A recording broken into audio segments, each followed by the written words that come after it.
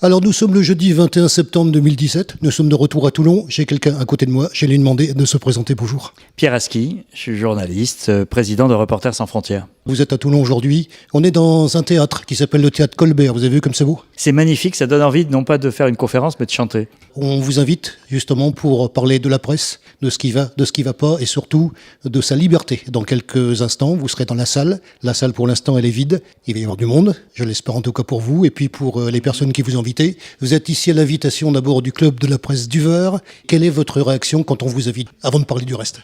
Ça me fait plaisir parce que je pense qu'une partie de la défense de la liberté de la presse, elle passe par ça, le fait de dialoguer avec le public, d'expliquer ce qu'est le journalisme, ce qu'est l'information, pourquoi aujourd'hui il y a des menaces sur la presse et en quoi le journalisme et l'information, c'est un bien commun. On n'est pas là pour défendre de manière corporatiste le métier de journaliste, on est là pour défendre un bien commun qu'est l'information. Et une information fiable, de qualité, c'est indispensable dans notre vie quotidienne, pas seulement...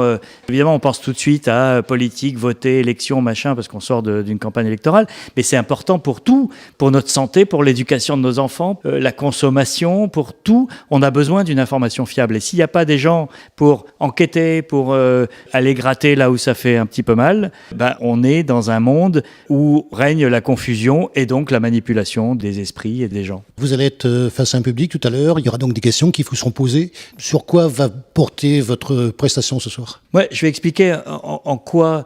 justement ce que je viens de dire, c'est-à-dire en quoi la liberté de la presse est menacée aujourd'hui. Dans le monde, en France, il y a des problèmes, etc. Mais il faut être clair, on est dans un pays privilégié de ce point de vue-là. On fait partie des quelques pays où il y a une accumulation de problèmes, c'est évident. Mais comparé à ce qui se passe dans des pays comme la Turquie, par exemple, qui est devenue, en l'espace d'un an, la plus grande prison de journalistes au monde, ou le Venezuela en ce moment, où ça va très mal, même les États-Unis, sous Trump, connaissent des véritables problèmes. Il faut pouvoir un peu relativiser. Mais moi, ce que je vais expliquer, c'est les menaces qui pèsent sur la liberté de la presse, qui sont d'ordre multiple, et en quoi c'est une préoccupation qui intéresse tous les citoyens et pas simplement les journalistes qui défendent leur beefsteak. On va parler du monde aussi. Comment ça se passe à votre niveau, les statistiques, la situation ? Il y a deux pays qui sortent des statistiques aujourd'hui. La Turquie, j'en parlais, où il y a 160 journalistes qui ont été emprisonnés au cours de l'année écoulée, des journaux fermés, des radios fermées, etc.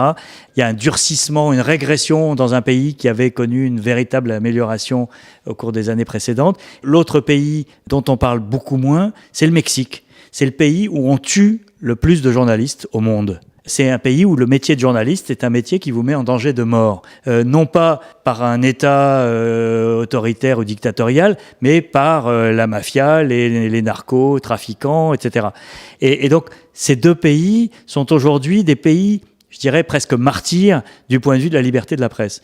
Après, il y a les usual suspects, comme on dit au cinéma, c'est-à-dire les suspects habituels que sont la Chine, la Russie, qui sont des pays qui malmènent la liberté de la presse, mais aussi, et c'est vrai qu'il y a des préoccupations de plus en plus grandes aux États-Unis, où on a un président qui, sur Twitter, tous les matins, éructe contre les médias, contre les journalistes, est en train de délégitimer le journalisme et l'information aux yeux d'une partie du public, c'est-à-dire ceux qui adhèrent à son discours. Donc, voilà, si on trace une carte des menaces sur la liberté de la presse aujourd'hui, on a, disons, ces 5 pays qui viennent tout de suite à l'esprit. Après, il y a à l'intérieur de l'Union européenne aujourd'hui des phénomènes extrêmement inquiétants.